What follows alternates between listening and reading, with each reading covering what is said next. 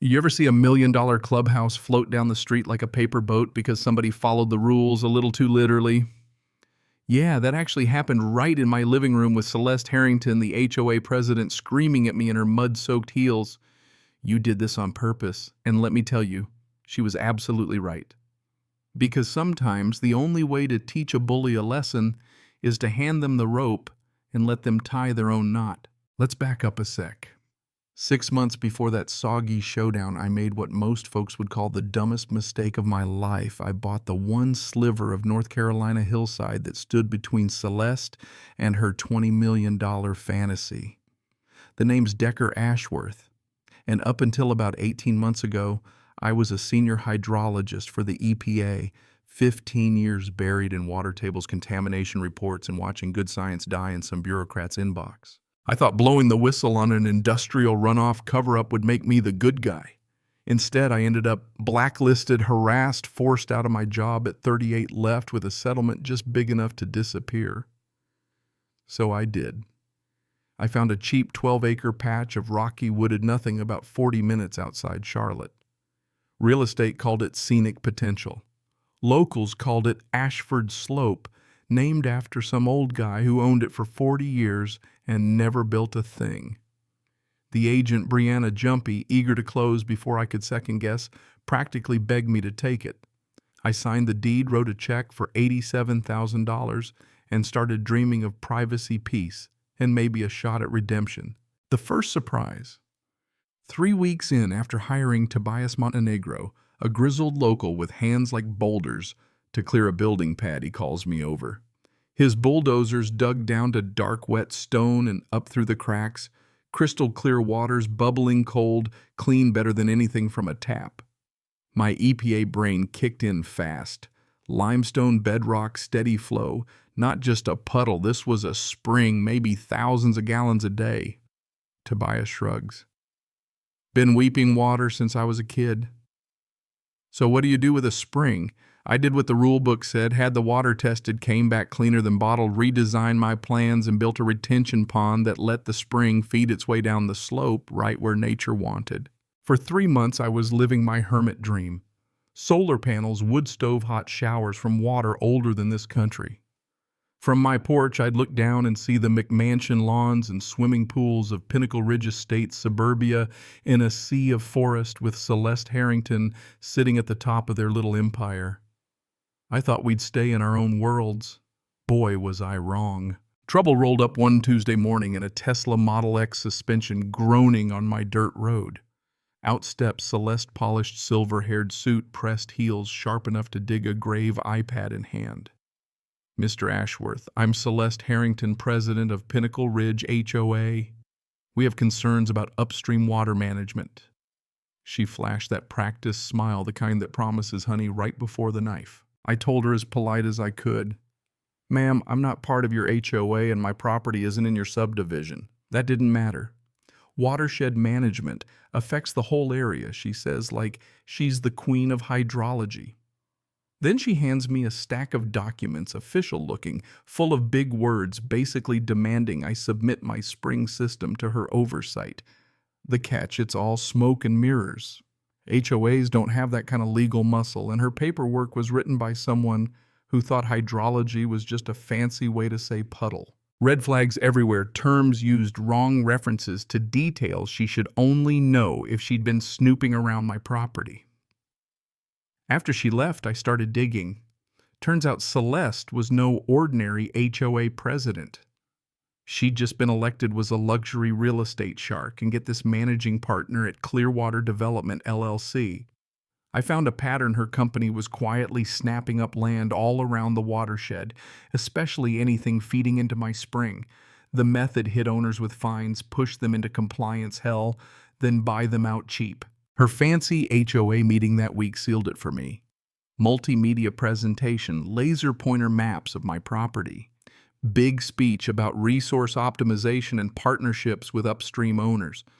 Residents asked about the legal authority. She tossed around jargon and threatened county involvement, all while her real plan was to lock down every drop of water for her next luxury subdivision.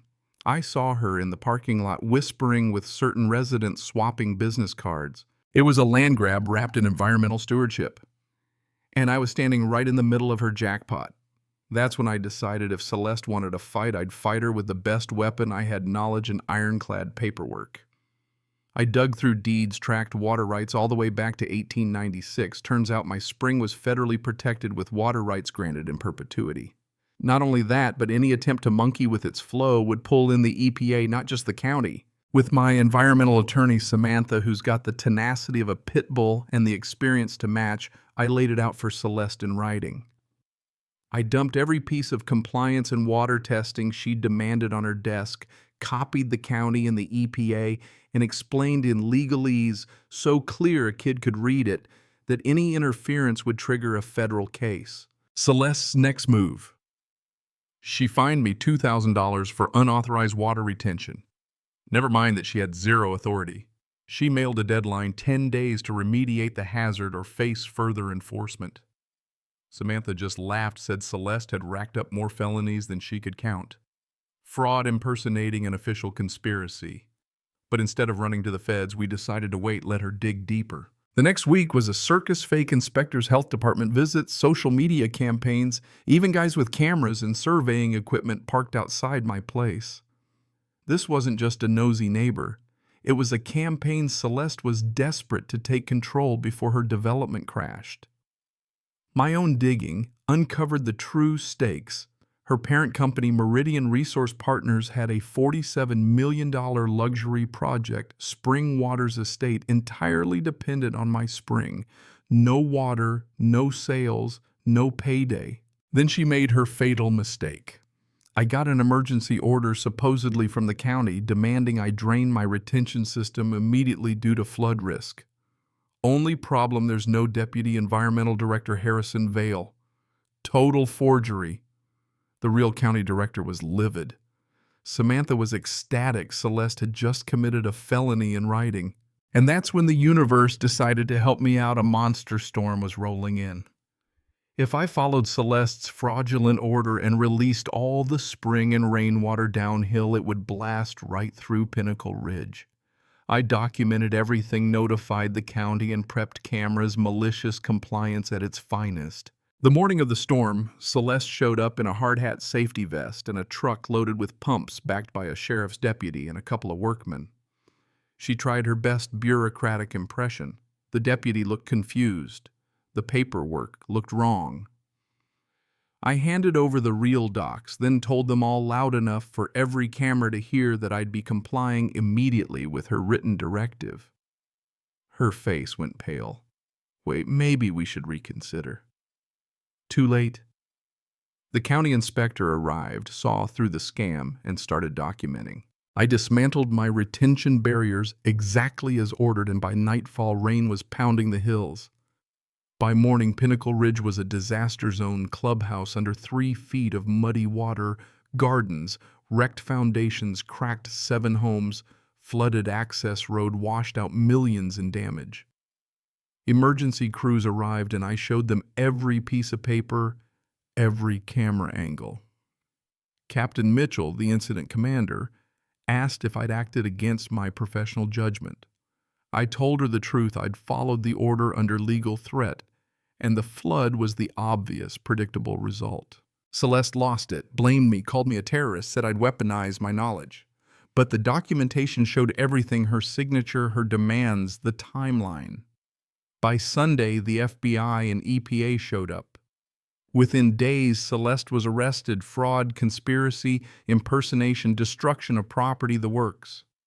The federal charges meant serious prison time, and when the dust settled, her $47 million project was bankrupt, her investors suing, her reputation sunk like her fancy clubhouse. And the best part, the community rebuilt. Smarter.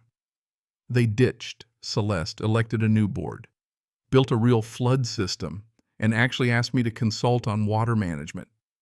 The county cleaned house officials who fast-tracked Celeste's deals, got canned rules, got tighter, and Congress even passed new laws to keep HOAs from pulling this garbage again. Now I sit on my porch, coffee in hand, watching that spring bubble up out of the limestone, clean, unstoppable, ancient, knowing nobody's going to steal it, bottle it, or bully it out of me. Sometimes justice is messy and muddy and smells a bit like revenge, but water, like the truth, always finds its level in the end. So, what would you have done if someone tried to steal your water to make millions? Drop your thoughts below. Let's hear how you'd handle a bully with too much power and not enough brains. And if you've ever tangled with an HOA or just believe in fighting for what's right, hit that share your story. And let's remind folks sometimes the good guys really do win.